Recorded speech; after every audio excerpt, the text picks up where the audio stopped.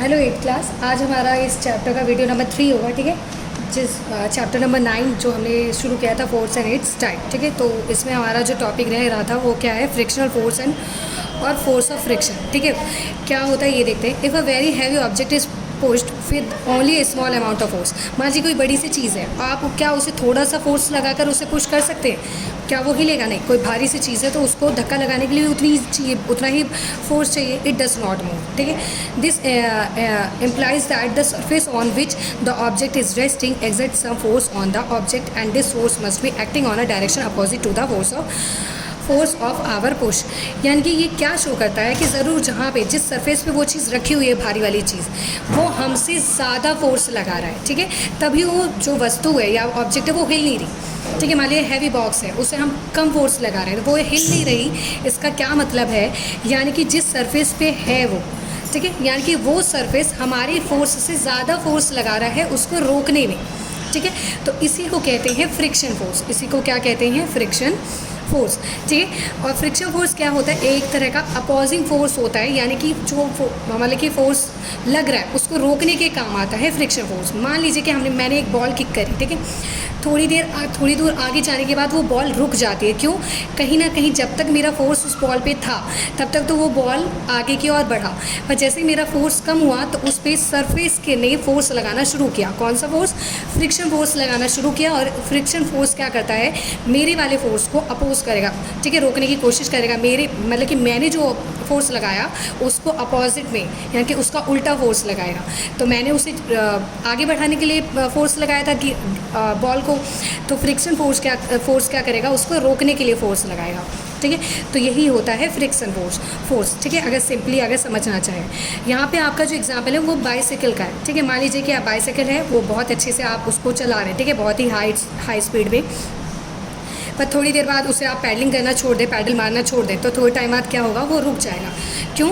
क्योंकि कहीं ना कहीं जिस सरफेस से वो बाइसाइकिल जो है टच में है, तो यानी कि अब आपने अगर उसको फोर्स लगाना छोड़ दिया है तो अब उसके बदले फोर्स अब कौन लगा रहा होगा, आपका फोर्स कम हो गया और फोर्स किसका बढ़ जाएगा, उस सरफेस का फोर्स, जो ज़मीन जो है वो सरफेस यानी कि फ्रिक्शन फोर्स, वो फोर्स बढ़ गया। अब वो फोर्स क्या करेगा, मेरी साइकिल को रोकने में काम करेगा, ठीक है। तो यही होता है हमारा फ्रिक्शनल फोर्स, ठीक है। सिंपल लैंग्वेज में यही होता है। अच्छा, एक चीज़ और है, आपने गौर किया होगा, मान लीजिए कि आपने कोई स्लीपर पहना होगा या चप्पल पहना होगा, जब वो नए नए होते हैं, ठीक है, तो उसमें खाँचे बने होते हैं फ्रिक्शन फोर्स को काम करने में, तो हम चलते हैं। पर जब वो खाँचे जो होते हैं, वो जो ब्लॉक्स जो होते हैं वो घिसना शुरू कर जाते हैं, तो चप्पल क्या होता है, वो स्लीपरी हो जाता है, फिसलने लायक बन जाता है, ठीक है। तो यही क्या होता है, फ्रिक्शन फोर्स काम नहीं कर पाता, यानी कि फ्रिक्शन फोर्स से मेरे ज़्यादा फोर्स से वो फ्रिक्शन फोर्स ज़्यादा लगना शुरू हो जाता है, ठीक है। तो ये बहुत सारे एग्जाम्पल हैं आसपास जो हम फ्रिक्शन फोर्स में देखते हैं। जैसे कि आपने देखा होगा, जब आप कैरम खेलते हैं तो आप पाउडर वगैरह उस पर स्प्रेड करते हैं ताकि जो कैरम की जो गोटियाँ हैं वो क्या हो, ईजिली मूव करें, ठीक है। तो वहाँ पर भी फ्रिक्शन फोर्स काम आता है। आप यूनिट ऑफ फोर्स देखते हैं, the unit of commonly use measuring the kilogram force.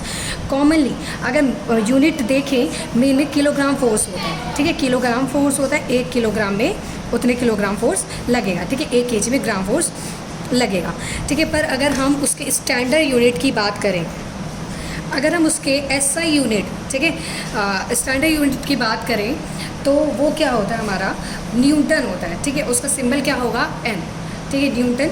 It has been found that 1 kilogram force is equal to, 1 kilogram force किसके इक्वल होता है, 10 किलोग्राम्स। वैसे 1 kg 9.8 न्यूटन की इक्वल होता है, पर इसका राउंड ऑफ करके हम 10 न्यूटन कहते हैं, ठीक है। तो यानी कि 1 kg फोर्स लग रहा है तो उसको किस में शो करेंगे, 10 न्यूटन से, ठीक है। तो इस हिसाब से अगर 10 न्यूटन फोर्स लग रहा है तो कितने ग्राम्स हो गए, कितने किलोग्राम, 1 kg ग्राम, ठीक है। और 1 किलोग्राम हो गया और ग्राम में 1000 ग्राम्स, ठीक है। तो ये हमारा SI सिस्टम हो गया, ठीक है, स्टैंडर्ड यूनिट के हिसाब से। आगे ये है, और simplified terms we can say 1 newton force is needed to lifting a mass of 100 grams. अगर सिंपल लैंग्वेज समझे कि अगर 1 ग्राम कोई चीज़ अगर हमें उठानी है तो उस पर कितना फोर्स लगाना पड़ेगा, 1 न्यूटन, ठीक है। अगर कोई 1 ग्राम की चीज़ पर फोर्स लगानी है तो कितना फोर्स लगाना पड़ेगा उसको मूव करने के लिए, 1 न्यूटन, सिंपल लैंग्वेज। ऐसी 100 ग्राम, वैसे ही 200 ग्राम कोई चीज़ होगी उस पर फोर्स लगाना है तो हमें 2 न्यूटन का फोर्स लगाना पड़ेगा तभी वो काम करेगा, अदरवाइज़ वो काम नहीं करेगा। ठीक है, तो ये फोर्स हो गया। Thus we can define newton as force of required to lift 100 grams of mass vertically is called newton. ठीक है, तो ये हमारी डेफिनेशन हो गई न्यूटन की। ठीक है, कि क्या अगर 100 ग्राम लिफ्ट करना है तो हमें कितना न्यूटन, मतलब कि 1 न्यूटन हमें फोर्स उस पर लगाना पड़ेगा। ठीक है, तो इसी के साथ हमारा चैप्टर ही ख़त्म होता है। एक टॉपिक और थोड़ा सा रह गया था मैग्नेट के बारे में।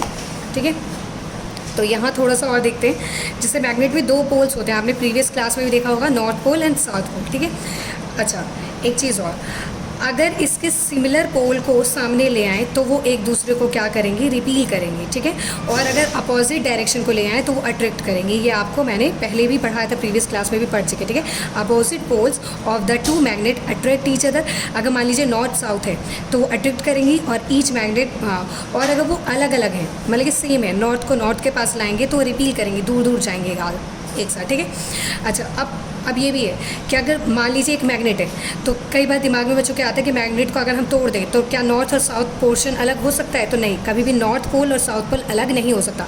अगर आप मैग्नेट को तोड़ते हैं तो उस टूटे हुए मैग्नेट में भी एक हिस्सा नॉर्थ बन जाएगा और एक हिस्सा साउथ बन जाएगा। ठीक है, तो कभी भी मैग्नेट के जो नॉर्थ और साउथ पोल कभी भी अलग अलग हम उनको नहीं कर सकते। ठीक है, तो इसी के साथ आपका चैप्टर ख़त्म होता है। इसको ध्यान से आप लोग दोबारा से एक बार अच्छे से रीड कीजिएगा।